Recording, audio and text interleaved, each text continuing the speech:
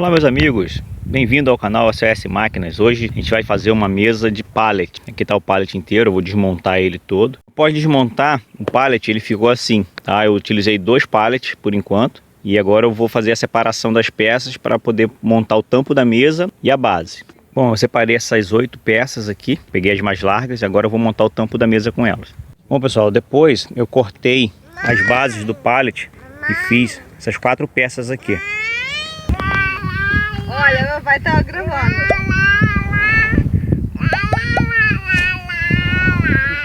Que coração lindo!